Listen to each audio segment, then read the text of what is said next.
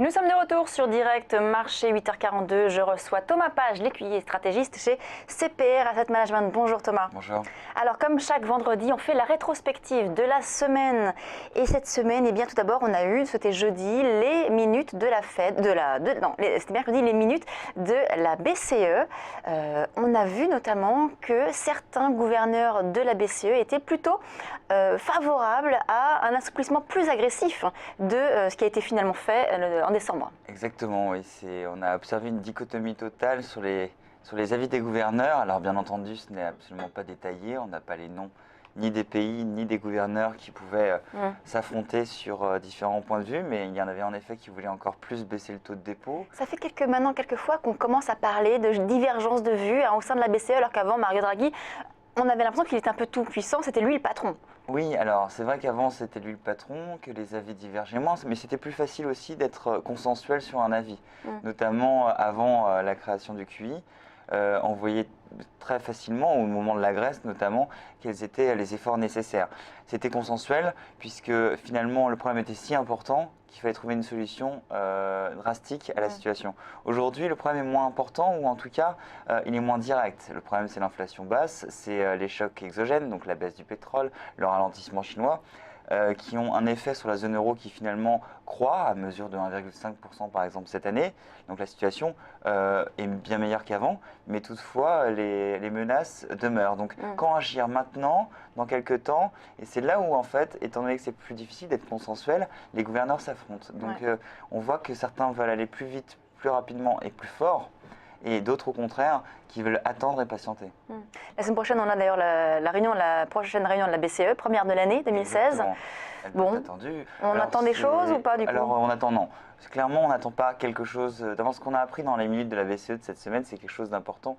C'est qu'il cite une phrase qui est relativement drôle. C'est le choix de baisser de 10 points de base le taux de dépôt à la dernière réunion a été choisi notamment puisque c'était une décision qui était peu susceptible d'avoir des effets négatifs importants, d'une part, et d'autre part, qui permettait une marge de manœuvre supplémentaire à l'avenir.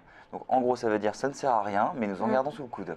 Donc, s'ils en gardent sous le coude, on sait nécessairement que ce sera bientôt, lorsque les chocs exogènes auront été trop importants, donc une baisse du pétrole trop importante ou un ralentissement trop brutal de la Chine ayant une incidence sur l'économie. Et là, c'est pas le cas, là, finalement. Et bien justement, depuis naturellement, ça s'est réalisé. C'est-à-dire que le pétrole a accéléré son plongeon et la Chine montre donc on pourrait avoir un petit coup de pouce de la BCE.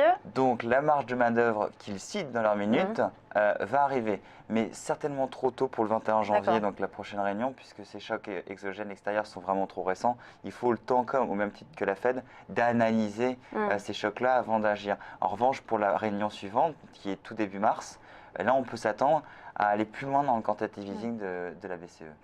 Autre élément cette semaine, c'est le retour de l'Eurogroupe, notamment de la Grèce. On en a parlé tout 2015.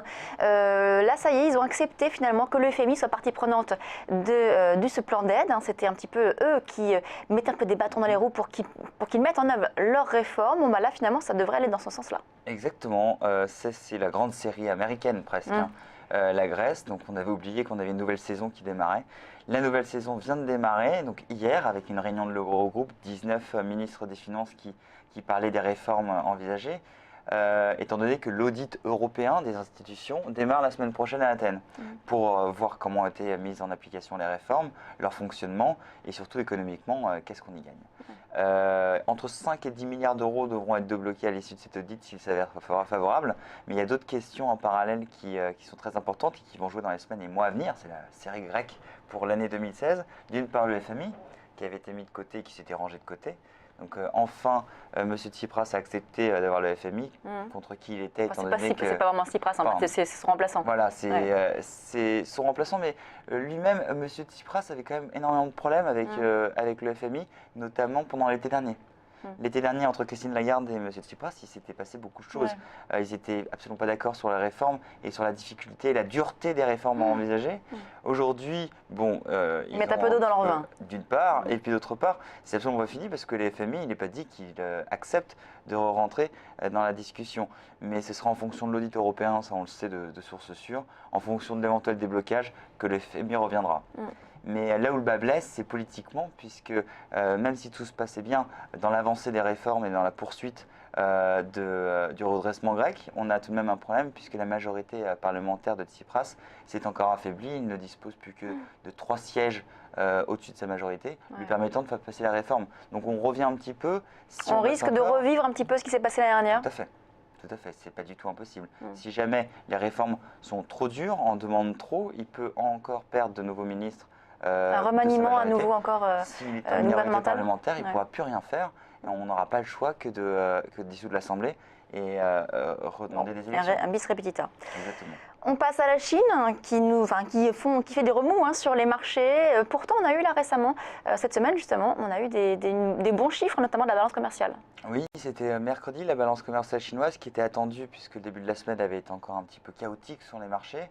La balance commerciale qui a été relativement bonne, même assez bonne on peut dire en décembre avec plus de 60 milliards d'excédent commercial.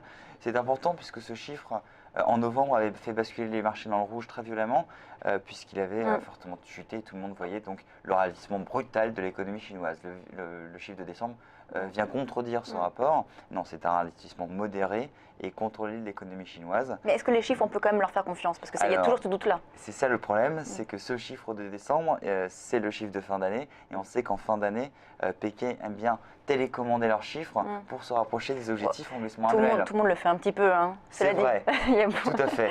Et ça a également assez peu d'importance dans le sens où après on se rapproche du Nouvel An chinois, où cette année c'est début février. Et les chiffres précédents et suivants le Nouvel An chinois sont totalement chaotiques, absolument pas révélateurs de la situation. Il faut mieux attendre une confirmation. Il faut faire attention, mais même si on glisse un peu sur plusieurs mois et qu'on regarde la balance commerciale, en tout cas, les chiffres confirment qu'il n'y a pas aggravation de la situation chinoise et donc pas de ralentissement brutal. Donc c'était plutôt un chiffre optimiste qui a rassuré les marchés. Il ne faut pas surinterpréter finalement ce qui se passe en Chine au final, c'est ça? D'un point de vue macroéconomique, notre conviction elle est totale, c'est-à-dire que le ralentissement est modéré et contrôlé, qu'il est normal et le temps de passer d'une société donc, basée sur la consommation et les services depuis une société basée sur la manufacture et sur les exportations, il faut du temps. Et là, on en demande beaucoup trop à la Chine. Donc certes, ça ralentit, mais de façon modérée selon nous. Et macroéconomiquement, les chiffres viennent d'ailleurs étayer cette thèse. Le seul problème, c'est la situation de la politique monétaire actuellement, et notamment avec le renminbi contre le dollar, qui inquiète, certes. Autre élément, évidemment le pétrole qui est passé sous les 30 dollars durant la semaine. Alors maintenant on entend beaucoup de choses, le pétrole qui irait jusqu'à 20 dollars, d'autres qui disent non, ça va remonter. Et voilà, on entend un peu de tout. Vous en pensez quoi vous finalement de ce qui se passe actuellement sur le pétrole? C'est totalement incompréhensible. Je suis incapable de vous dire où est-ce qu'on peut aller, puisqu'à chaque fois qu'on casse un chiffre, on dit qu'on va aller à un autre. On ne pensait vraiment pas atteindre les 30. Les 20, on dit au pire ce sera 20, sera un support. Peut-être pas, on dira 10, je ne sais pas. On l'ignore totalement. Il y a de la spéculation à la baisse actuellement là, sur le pétrole? A priori, ce qu'on voit, c'est que ça part quand même d'un chiffre qui n'est pas très important. C'est le stock de pétrole américain, surtout mercredi soir. Voilà, les Américains ont annoncé qu'ils avaient plus de stock de prévu. Alors sur le stock de brut, très peu. L'augmentation des stocks est très légère. En revanche, sur les stocks de produits distillés, donc l'essence, ça a pas mal augmenté. Enfin, suffisamment augmenté pour faire flamber de 2% les places boursières mondiales. Donc, c'est très impressionnant de voir à quel point ça peut bouger. Et lorsqu'on voit le rapport offre sur demande, certes, il y a plus d'offres que de demandes, c'est la stratégie de l'OPEP notamment, mais ça ne justifie pas une chute aussi importante du baril de brut.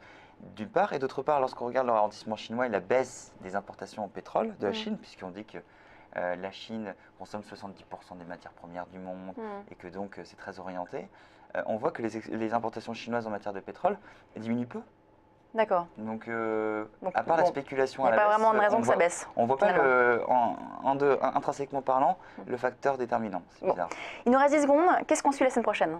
La semaine prochaine, il y aura donc la BCE, le Conseil des gouverneurs, qui aura lieu, et le PIB chinois, même s'il est un peu télécommandé, qui va vraiment attirer l'œil.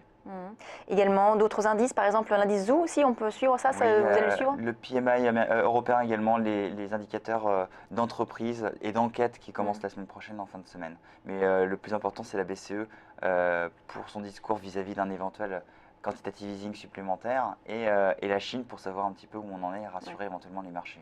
Merci beaucoup Thomas Page, l'écuyer stratégiste chez CPR Asset Management. On passe à la suite de Direct Marché, tout de suite le Morning Trading.